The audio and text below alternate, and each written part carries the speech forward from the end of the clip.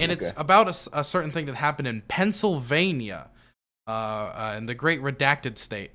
And the thing is, apparently, we've got a little Gestapo going door to door, asking questions. Asking questions they don't need answers to. What I mean by that, and let me move this up here, is that Trump supporters have been going door to door in Pennsylvania, demanding to know which candidate voters backed. Now, let me read a little bit of the story for everybody. Let me go back up here. Donald Trump supporters calling themselves an integrity committee are going door to door in Pennsylvania demanding to know whom residents voted for in the November election. York County President Commissioner Julie Wheeler, a Republican, said she received numerous calls about alleged voter intimidation by members of the so-called committee and has referred the matter to law enforcement. The York Dispatch reported Thursday. Wheeler added that the committee has no affiliation with the county government, and county officials are currently weighing on whether to comply with a forensic audit of the 2020 election, spearheaded by GOP state Doug Mastriano, based on the former president's false claims of widespread fraud. And Chad Baker, chair of the Democratic Party of York County, said members of the Election Integrity Committee appear to be targeting Democrats. There is an intimidating factor, and that's what their intent is. The timing of this doesn't seem suspect given the recent request of the audit by the senator.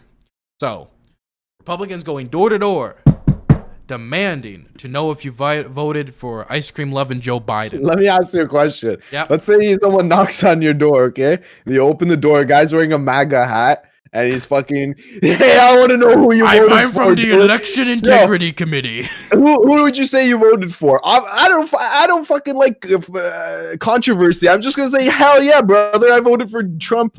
Wouldn't you do that? Okay, you're talking to the guy who went to January 6th in a Biden hoodie. Okay, so I don't want to be like I'm like the real deal, brother, but if I'm willing to go to January 6th surrounded by Proud Boy 3%ers and all that, I'm sure as head not gonna lie about my political possessions on my own goddamn doorstep. This is why this is a good podcast, because we think in different ways. I would instantly be like, "You got an extra MAGA hat, brother? You got an extra? Hell yeah, brother! I heard those are on sale right now." Anyways, yeah, I remember it was 2015, 2016. I was walking by one house one day, and I saw it was those homes that are like there's half of it's rented out to one family and the other half's the other family. And I live in one of those. So semi-detached, we call them. What do you say? I forget what they're called. Okay. I think not a townhouse. I forget what they're called. But half of it was you belong here, immigrants welcome, we believe women, all that. And the other side was hardcore Trump 2020. And so the two sides were perfectly politically politicaled up. And I thought that was wild. I was like, this would be a good cover for a book. And so I took out my phone, I took a picture, and the Trump guy came out. He was huge, and he was like, why don't you take a picture of my home? And I was like, man, I just thought, I looked at the dynamic, thought it was interesting. Who'd you support? My family's full of veterans, so I had to support Donald J. Trump. You have a good one, sir. There you go. I walked away. So you're not as tough as you think. Wait. But to be fair, I was also 15?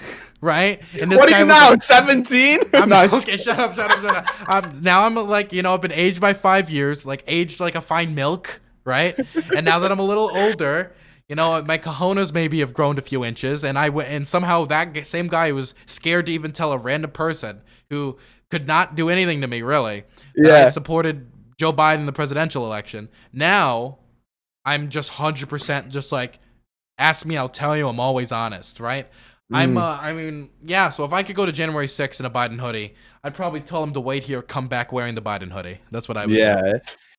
So what do you think, what can they do about this? This is just random fucking people knocking on doors, right? Well, the thing is, it's been reported, and the reason that there's a problem with this is obviously it could be considered voter intimidation. It's like the old mafia tactics of, hey, you're supporting our guy who's pro-union, right?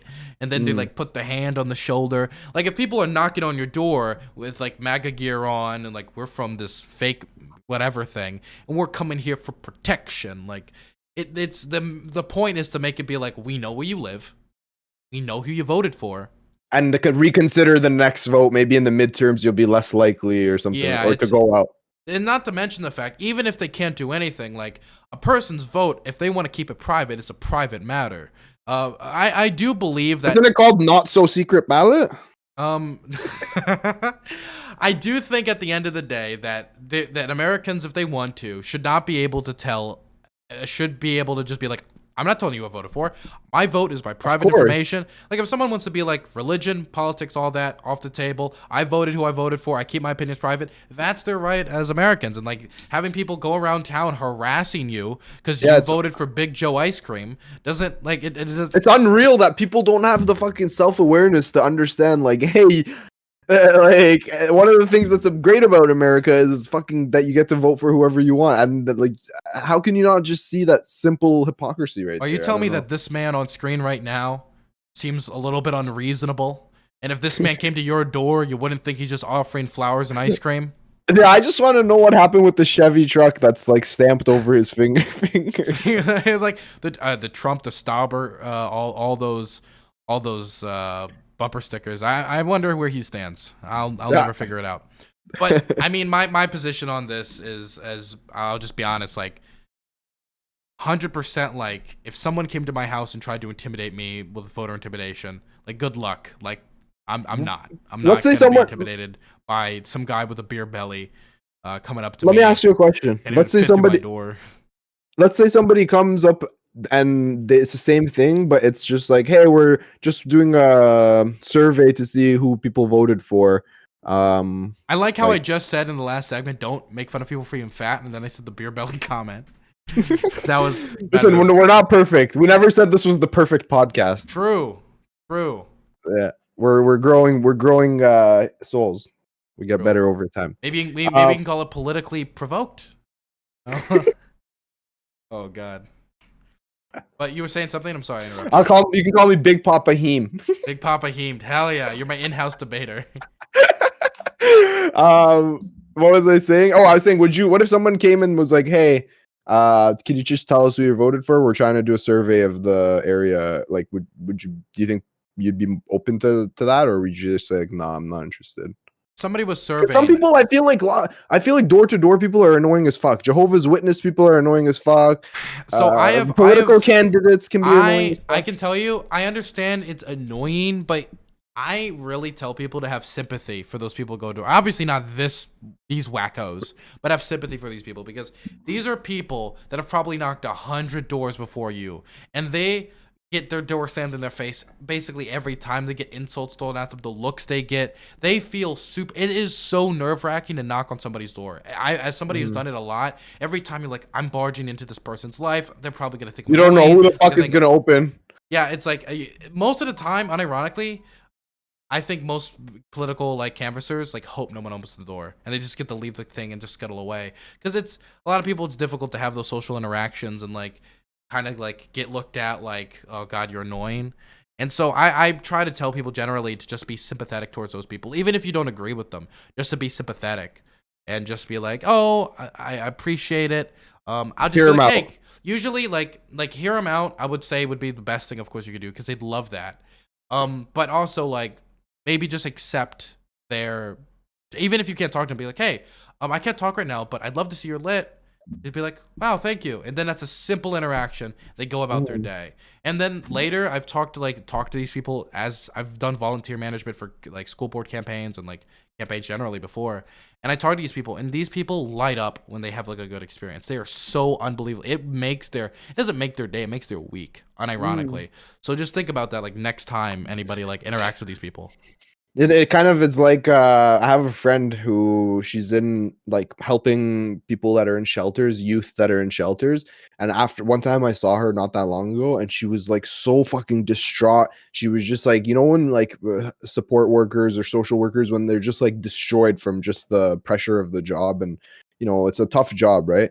So she was just like so down, and she's like, it's like everything I say, these people don't listen, and I just don't know. I feel like I'm talking to the wall. I'm like, listen, you have to focus on like the one or two that like whose lives you turn around. Like you have to focus on the positives, and it's kind of like the same thing as in this is like you're gonna get the door slammed on your face 9,000 times. Yeah, most of the time you're gonna get your door slammed in your face or something like that.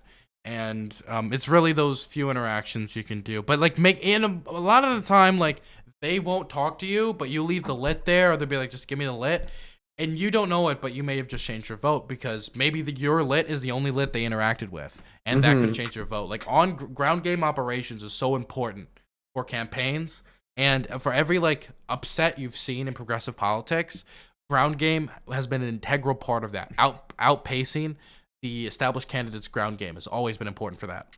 Well, because also like fucking ignoring phone calls is getting easier and easier, right? Yes. Like now, I feel like people, if they have the call display, if it's not mom or dad calling, they're not picking up the phone, and door to door is easier probably. So it'll Yeah, I become even mean, more effective. I remember my first phone call for Bernie, in the 2020 election, was somebody just called me a dirty communist and then hung up.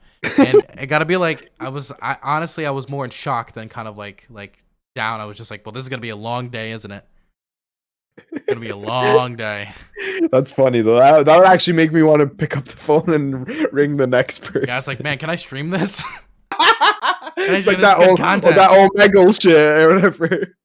Remember that there was a guy a while ago who streamed doing phone calls for Joe Biden, and then he would just call people. He got in a lot of trouble for this. I think his YouTube got taken down.